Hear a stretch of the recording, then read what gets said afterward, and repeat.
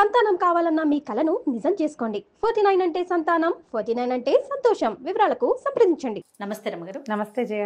రమగారు, మనకి ఈ శ్రావణ మాసంలో మంగళవారాలు కూడా విశిష్టంగా పూజలు చేసుకుంటూ ఉంటాం. అవును. ఒకసారి మంగళవారం యొక్క విశిష్టత, అనుసరించాల్సిన విధి విధానాలు. మామూలుగా మనకు మంగళవారం పనికిరాదు చాలా మందికి. మంగళవారం శుక్రవారం మేము ఇవ్వం, తీసుకోం, అది చెయ్యం, ఇది చెయ్యం, మంగళవారం తెచ్చుకోకూడదు, మంగళవారం ఇవ్వకూడదు, మంగళవారం వెళ్ళకూడదు, ఏ పని మొదలు పెట్టకూడదు. ఎంత లెక్కలుంటాయో మంగళవారానికి. ఏమిటో మా వాళ్ళు మంగళవారాన్ని జయవారం అనేది మా నాయనమ్మ. మాకు మొదలు పెట్టకూడదనే నియమం లేదు జయ. మా ఇంట్లో పనికిరాదు అన్నమాట అనుకోం మేము. మంగళవారం నాడు ఎందుకు బయలుదేరటం అలాంటివి లేవు. మంగళవారం అంటే జయవారం. మంగళము అంటే ఏమిటి? జయం, శుభం. అందుకని మేము ఆ సిద్ధాంతం మేమైతే పాటించాం. మా నాయనమ్మ అనేవారు, మా పెద్దక్కయ్య కూడా నాయనమ్మ ఇట్ట అనేది అని చెప్తుంది. ఏనాటి మా నాయనమ్మ? మా పెద్దక్కయ్యే చాలా పెద్దదైపోయింది, అయినా కూడా అలాగే అనుకుంటాం.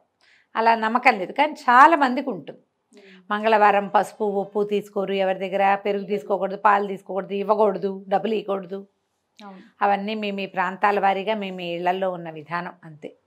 ఈ మంగళవారాన్ని సంవత్సరం అంతా మనం పెద్దగా పాటించకపోయినా శ్రావణ మంగళవారాలు మాత్రం విశేషంగా చెప్తారు.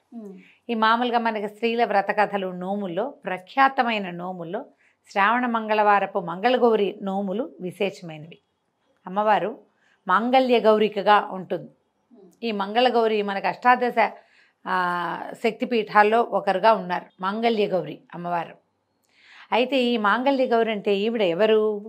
మన స్త్రీల యొక్క సౌభాగ్యాన్ని కాపాడే దేవత. ఈ గయలో ఉన్నది అమ్మవారి దేవాలయం. ఎన్నో పురాణాల్లో కూడా ఈ దేవాలయ ప్రాముఖ్యత చెప్పబడింది. అంటే ఇది ఎంత పురాతనమైనది. పురాతన శక్తిపీఠాల్లో మన గయ కూడా ఒకటి, ఈ మాంగళ్య గౌరిక.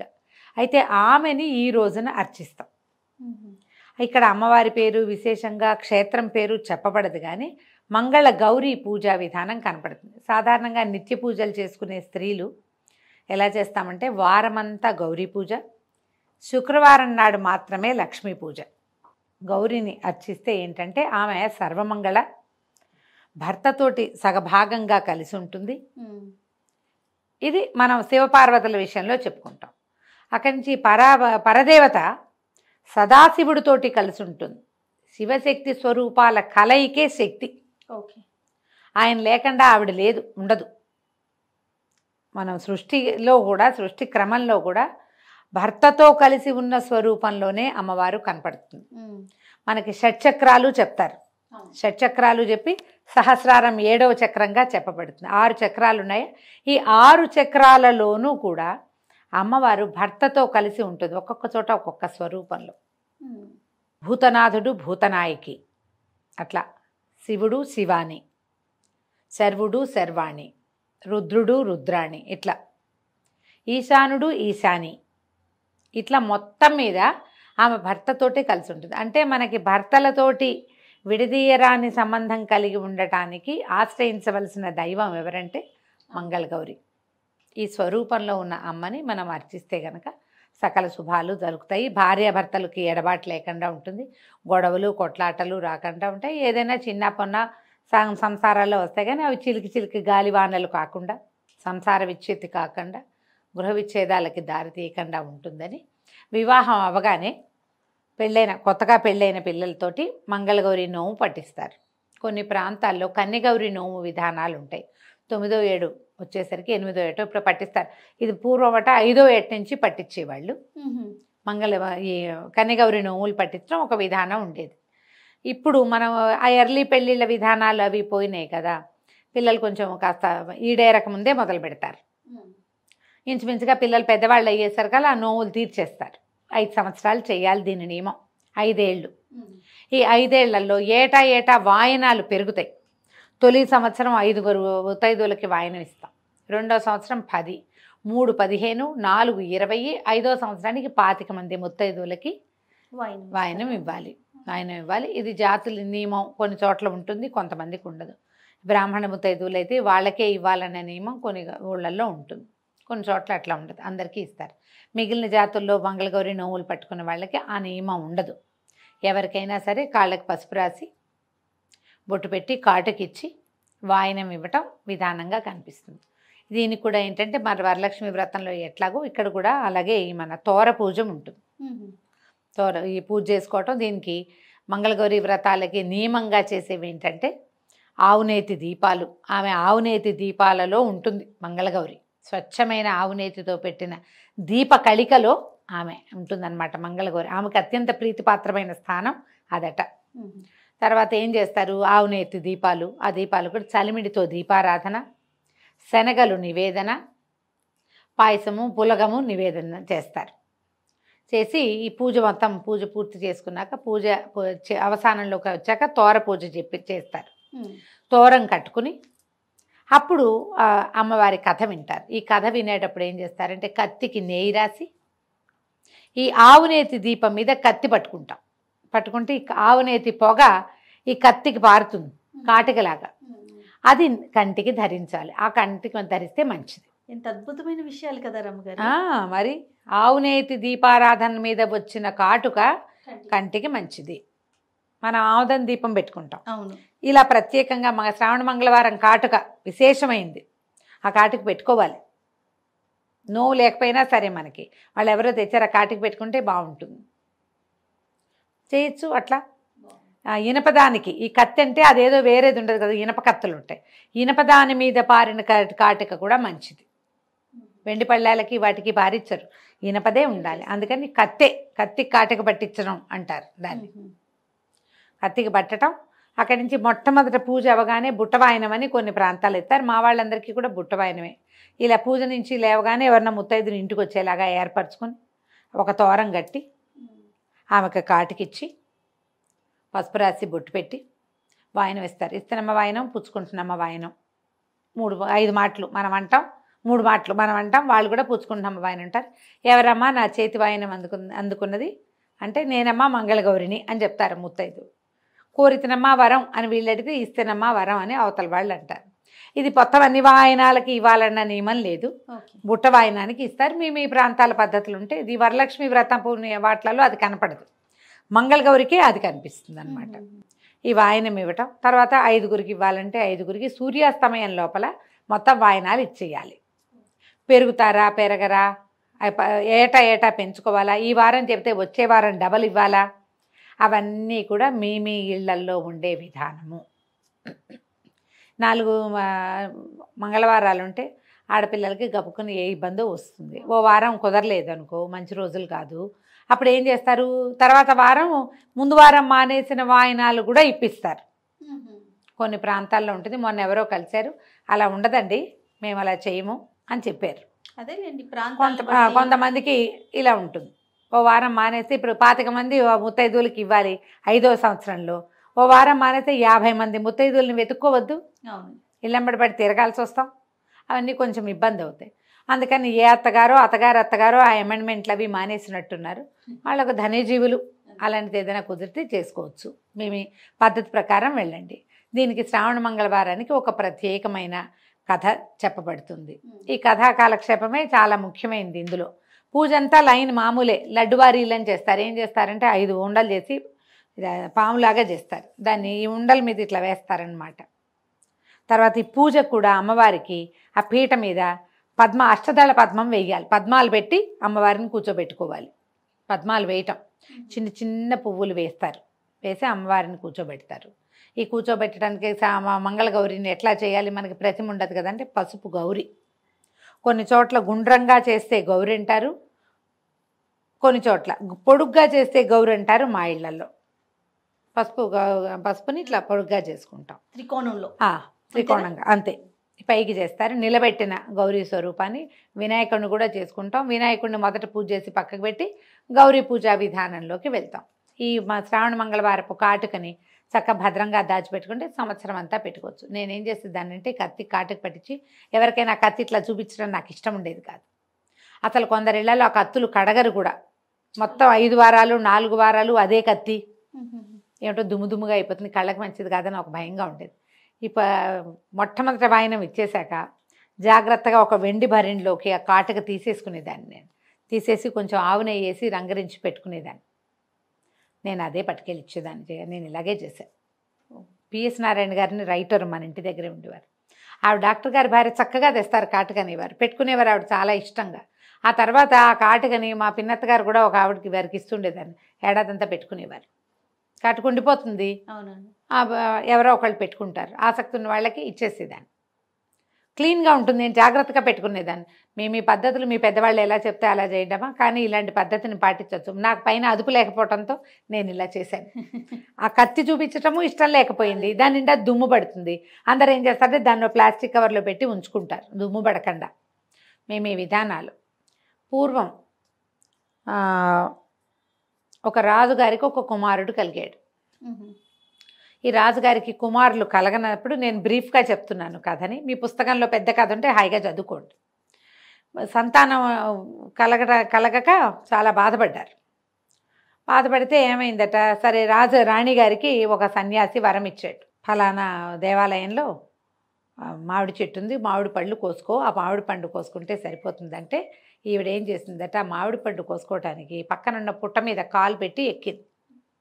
పళ్ళు ఎక్కువ కోసుకోవద్దన్నారు, ఎక్కువ కోసేసుకునేసరికల్లా సర్పశాపం లభించింది ఆవిడికి. సర్పశాపం అయింది. ఏమిటి, అల్పాయుషు గల కుమారుడు పుడతాడు నీకు అని. ఈ అల్పాయుషు కలిగిన కుమారుడు అనేసరికి పిల్లాడికి 14-15 ఏళ్ళు వచ్చేసరికి పోతే పాపం చాలా దుఃఖపడ్డారు, ఏం చేయాలని.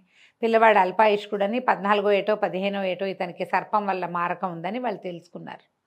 కుమారుడికి కూడా తెలిసిపోయింది. ఇతను ఏమన్నాడు, నేను ఇక్కడ ఉండను, నేను ఏమీ లేకుండా ఎప్పుడు ఈ అంతఃపురాల్లో వీటిలలో నేను ఎందుకు ఉండాలి, నేను తీర్థయాత్రలకు వెళ్తానని మేనమావతో కలిసి, శివుడు అతని పేరు, రాజకుమారుడు, తీర్థయాత్రలకు వెళ్ళిపోయాడు. వెళ్ళిపోయేసరికల్లా తీర్థయాత్రల్లో ఒక ప్రాంతంలో ఆగారు వాళ్ళు. ఆగేసరికల్లా అక్కడ ఒక సత్రం భార్యాభర్త ఓ పిల్లలు ఉన్నారు. సత్రం యజమాని ఆయన కుమార్తె సుశీలని పిల్ల చక్కగా ఎదురు పిల్లలతో ఆడుకుంటుంది. ఆడుకునేసరికల్లా ఆ పిల్ల ఏదో రకార మకార ప్రయోగాలు చేసింది అవతల పిల్ల. అనేసరికల్లా ఈ సుశీలంది, మాకు అట్లాంటివి ఏమి ఉండవు, మా అమ్మగారు మంగళగౌరి వ్రతం చేస్తుంది, వ్రతం చేసిన వాళ్ళకి వైధవ్యం రాదు, ఎప్పుడు ఆ వాయన నేనే అందుకుంటా మొదట, రేపొద్దున నాకు వివాహం అయ్యాక తప్పకుండా నేను ఆ నోవును వస్తాను, మాకు అలాంటివి రావు, మా ఇంట్లో మంగళగౌరి వ్రతం ఉందండి.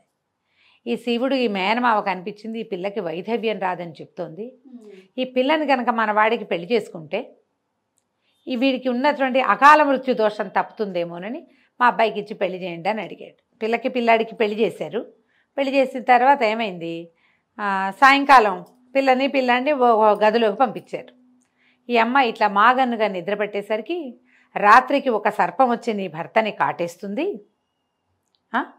మీ తల్లికి వాయనం ఇచ్చిన కుండలో ఆ సర్పాన్ని బంధించు అని మంగళగౌరీదేవి చెప్పిందట.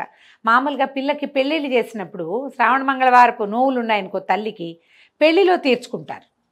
ఈ అమ్మాయికి పొద్దునే ఏం చేసింది, వాళ్ళ అమ్మ యజ్ఞం అది అయిపోయాక వివాహం క్రతువు అయిన తర్వాత యజ్ఞం చేస్తారు, చిన్న హోమం జరుగుతుంది, నాగవల్లి సదస్యము అవి జరుగుతాయి. ఆ జరిగినప్పుడు ఏం చేసింది ఆవిడ, పిల్లకి వాయనం ఇచ్చింది, శ్రావణ మంగళవారం నోవుని పిల్లకి అప్పచెప్పింది. ఒక కుండలో అవి ఇవి అన్నీ పెట్టి ఇచ్చారు. ఆ కుండ ఈ అమ్మాయి వీళ్ళు ఎక్కడ పెట్టారు, ఈ పిల్లల్ని పంపించిన గదిలో అటక మీద ఉంది. ఈ అమ్మాయికి ఇట్లా మాగన్నుగా నిద్ర పట్టింది, మీ నిద్రలో ఆ కల వచ్చింది. పొద్దునే తను నోవి వాయనం పుచ్చుకుంది కదా, ఆ పుచ్చుకున్న కుండ పైన ఉంది. ఆ సర్పం వస్తుంది, సర్పాన్ని బంధించి మీ అమ్మకి వాయనంగా ఇవ్వు అని చెప్పి. ఈ అమ్మాయి ఏం చేసింది, మెలకు వచ్చి చూసేసరికి వాళ్ళ భర్త ఏమో నిద్రపోతున్నాడు, ఒక సర్పం చరచరలాడుతూ వస్తాం. పిల్ల ఏం చేసింది, గబుక్కున ఈ భర్త మీద పడుకుని ఉన్నాడుగా, ఆ పైన అది అందదు అటక, అతని తొడ మీద కాలేసి పైకెక్కి ఆ కుండ దించి పాము దగ్గర కాసిన పాల గ్లాసులు పెట్టారు గదిలో. పాలు పెట్టేసరికి సర్పం పాలు తాగుతుంటే అదాట్న దాన్ని కుండలోకి లాగేసి ఒక గుడ్డ మూట కట్టి పక్కన పెట్టుకుంది. భర్తను చూస్తే నిద్రపోతున్నాడు. తల్లి ఈ పిల్ల ఏం చేసింది, బయటికి వెళ్ళి అమ్మ మంగళగౌరి దేవి నీకు ఇది వాయనం ఇవ్వమందమ్మా అని చెప్పి ఆ కుండను ఎత్తి తల్లి చేతిలో పెట్టింది. ఆవిడ ఏం చేసింది, ఆ కుండను ఊడదీస్తే అందులో సర్పం లేదు, ముత్యాల హారం ఉంది. ఆ ముత్యాల హారాన్ని తీసి పిల్ల మెళ్ళో వేసింది. ఆవిడ మెళ్ళో వేసుకో పోయి నీ భర్తతోటి నిద్ర చేయమంటే అమ్మాయి వెళ్ళిపోయింది లోపలికి. ఆ అబ్బాయి ఏదో మాట్లాడాడు, ఒక ఉంగరం తీసి పిల్ల చేతికి పెట్టాడు. రాత్రి నిద్రపోయారు. తెల్లవారిన తర్వాత ఈ పిల్లవాడేమో మేనమావతో కలిసి మళ్ళీ తీర్థయాత్రలకు వెళ్ళిపోయాడు. ఇక లేడు, వెళ్ళిపోయాడు. భర్త ఇంట్లో లేడని చెప్పింది, అతను లేడు, తెల్లవారుజామున మేము కలిసి నిద్రించాం, పొద్దున్నే వెళ్ళిపోయాడు అని. సరే తండ్రి వెతికిస్తానన్నాడు, కానీ ఏం వద్దు, నేను ఇక్కడే ఉంటాను, వస్తాడు మళ్ళీ తిరిగి, తీర్థయాత్రలకు వెళ్తున్నామని చెప్పారు కదా, వాళ్ళ ఊరు వెళ్ళాలంటే ఈ ఊరి మీదగానే వెళ్ళాలి కదా. ఆ పిల్ల అక్కడే ఉండిపోయింది. ఉండి వచ్చిన వాళ్ళందరినీ సేవించి చాలా రోజుల తర్వాత ఈ వెళ్ళిన శివుడు అనే యువకుడు ఈ మేనమావతో తీర్థయాత్రలన్నీ పూర్తి చేసుకుని మళ్ళీ ఈ ఊరు వచ్చాడు. ఊరొచ్చి ఈ ఊళ్ళో నిద్ర చేశాడు. నిద్ర చేస్తే అతనికి ఎట్లా కాలొచ్చింది, తన కోసం యమభట్టులు వచ్చినట్టు, మంగళగౌరీదేవి ఇట్లా కత్తి కటారు పట్టుకుని నిలబడి ఉన్నట్టు, ఆమె సైన్యము ఈ యమభటులతో యుద్ధం చేస్తున్నట్టు కలొచ్చింది. యమభటులందరూ వెళ్ళిపోయినట్టు, తను అక్కడే నిలబడి ఉన్నట్టు, ఆమె ఇట్లా కత్తి ఖడ్గాలు అవి పట్టుకుని తనకి రక్షణగా ఉన్నట్టుగా కలొచ్చింది. నాకు ఇట్లా కలొచ్చింది అని మేనమావకు చెప్పాడు. ఆయన ఏమన్నాడు, నాయనా నీకు ఈ ఊర్లో వివాహం చేశాం, ఆ అమ్మాయి వల్ల నీకు ఈ అపమృత్యువు తొలగిపోయింది, లేకపోతే నీవు తీర్థయాత్రల్లోనే మరణించవలసిన వాడవు. ఎందుకు నీకు ఈ మరణం సంభవించలేదో, మళ్ళీ ఈ ఊరు నీ భార్య ఉన్న ఊరు వచ్చేసరికి ఇట్లా ఎందుకు జరిగిందో పద మనం వెళ్దామని ఆ సత్రానికి తీసుకుపోయాడు. తీసుకెళ్లేసరికి ఆ అమ్మాయి భర్తను గుర్తుపట్టింది. గుర్తుగా అప్పటికి ఎన్నేళ్ళు అయింది, 3-4 సంవత్సరాలు అయిపోయింది. తీర్థయాత్రలు అంటే ఆ కాలంలో టైం పట్టేది కదా, పిల్ల పెద్దది కూడా అయింది. ఉంగరం చూపించారు. చూపించేసరికి అతను నాదే ఈ ఉంగరం అని గుర్తుపట్టాడు. అప్పుడు అతను తనకు వచ్చిన కళ ఇవి చెప్తే, ఆనాటి రాత్రి తనకేం కళ వచ్చిందో, తను ఏం చేసిందో, ఈ మెడలో ఉన్న ముత్యాల హారం ఆనాడు వచ్చిన సర్పం అని చెప్పింది అమ్మడు. చాలా సంతోషించాడు మేనమామ. నేను ఒక విశేషమైన పని చేశాను, మా అక్కయ్య శాపగ్రస్తురాలైన అయ్యి కుమారుణ్ణి ఇట్లాగా అల్పాయుష్వాణ్ణి కన్నప్పటికీ ఈ మంగళగౌరి ఆరాధనతో పిల్లవాడు బతికాడని వాళ్ళకి మంచి మాటలు చెప్పి ఈ పిల్లను కూడా తీసుకుపోయాడు. అయితే ఈ అమ్మాయి శ్రావణ మంగళవారం నోవులు నోచుకోవటం మొదలుపెట్టింది. అప్పటికి అది 4వ సంవత్సరమో 5వ సంవత్సరం వచ్చేసింది. పెళ్ళవగానే ఇక భర్తలు ఉన్నారా లేదా, తమతో ఉన్నారా, కాపురాన్ని పంపారా లేదు, నోవులు మాత్రం మొదలుపెట్టిచ్చేస్తారు. ఆ అమ్మాయి ఏం చేసింది, శ్రావణ మంగళవారపు కాటుకని ఒక భరిణెలో పెట్టుకునేది, పట్టుకెళ్ళింది. తీరా ఈ కొడుకు కోసం ఏడ్చి ఏడ్చి ఆ శివుడు యొక్క అమ్మా నాన్నకి కళ్ళు పోయినాయట. అందులో అయిపోయారు వాళ్ళు. కుమారుడు చనిపోతాడని, ఈ ప్రయాణాల్లో ఎక్కడైనా అయిపోయాడేమో అని దుఃఖంతో కళ్ళు పోయినాయట ఇద్దరికి. ఈ మంగళవారపు కాటుకు పెట్టిందిట వాళ్ళకి ఆ కోడలు. దాంతో వాళ్ళ కళ్ళు కూడా వచ్చేసినాయట. ఆ తర్వాత ఇట్లా ప్రతి వాళ్ళు కన్యలే గౌరీ నోములు పట్టచ్చు. తర్వాత వివాహితలైన వాళ్ళు ప్రతి వాళ్ళు శ్రావణ మంగళవారం నోము కనుక చేస్తే భర్తలకి అపమృత్యు దోషం పోతుందని ఈ కథ చెప్పబడింది. పూర్వకాలపు గాథ కాబట్టి ఇట్లా దారేపోతూ వివాహం ఏంటంటే ఏదో సాంగంగా కనుక్కునే వాళ్ళు, జాతిపాతి అన్నీ కనుక్కుని పెళ్ళిళ్ళు జరిగేవి. మనం ఎన్ని కథల్లో చూస్తాం, ఈ కథ కూడా అలాంటి కథ కానీ చెప్తారనమాట. ఈ కథ విన్నాక అక్షతలు అమ్మవారి మీద కొన్ని వేసి మన శిరస్సు మీద ఆడపిల్లలు వేసుకోవాలి. తర్వాత భర్తలకి పెద్దవాళ్ళకి నమస్కారం చేసి అక్షింతలు వేయించుకుని ఈ బుట్ట వాయనం ఇచ్చి సాయంకాలం లోపల సూర్యాస్తమయం లోపల మీకు ఎన్ని వాయనాల లెక్క ఉంటే ఆ వాయనాలు లెక్క ప్రకారం అప్పచెప్పాలి. శనగలు, రవికల బట్ట, తర్వాత పళ్ళు, పువ్వులు, పసుపు రాసి తాంబూలం ఇచ్చి కాటుక ఇచ్చి వారికి అక్షింతలు ఇచ్చి దండం పెట్టుకుని అక్షింతలు వేయించుకోవాలి. కుదిరితే 5 ఏళ్ళు చేసుకోవచ్చు. ఒకవేళ మనకు 5 ఏళ్ళు అయిపోయినాయి కానీ మీరు గౌరీ పూజ లక్షణంగా చేసుకోవచ్చు. ఈ 4 వారాలు మంగళవారాలు విశేషమైనవి. ఎవరైనా వాయనం ఇస్తాం, తాంబూలం ఇస్తాం, మా ఇంటికి రండి అంటే వెళ్ళండి, మీ ఇంటికి వచ్చి ఇస్తామంటే చక్కగా తీసుకోండి, అన్నీ మంచివే. శ్రావణ మంగళవారపు కాటుక ధరిస్తే కనుక 5వ తనానికి మంచిది అని చెప్తారు. మీ అవకాశాన్ని బట్టి చేసుకోండి. నమస్తే. నమస్తే.